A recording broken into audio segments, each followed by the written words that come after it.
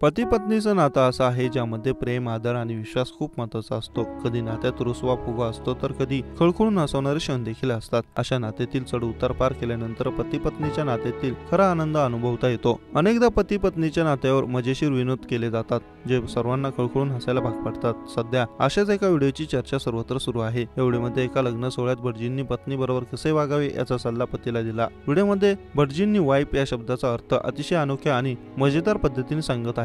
भटजींनी सांगितलेला कानमंत्र ऐकून नवरा नवरी देखील हसू आवरले नाही. लग्न सोहळ्यातील अनेक व्हिडिओ सोशल मीडियावर व्हायरल होत असतात. कधी लग्न सोहळ्यात भाऊक करणारे क्षण असतात तर कधी मजेशीर क्षण असतात. सध्या सोशल मीडियावर व्हायरल होत असलेला व्हिडिओ देखील असाच मजेशीर आहे जो पाहून नेटकरांच्या चेहऱ्यावर हसू देखील आला आहे. व्हिडिओमध्ये पंडितजी नववधूला गमतीने सांगतात, जर पती लग्नाच्या वेळी दिलेली 7 वचने पूर्ण करू शकला नाही तर मी पत्नी म्हणून नव्हे तर वाईफ म्हणून आयुष्य जगू लागेन. वाईफ म्हणजे without information fire every time. याचा अर्थ कोणतीही पूर्वसूचना न देता सतत रागवते ती. भटजींनी सांगितलेला हा वाईफ या शब्दाचा अर्थ ऐकून नवरा नवरीला देखील हसू आवरत नाही आणि उपस्थित सर्वजण जोरजोरात हसू लागतात.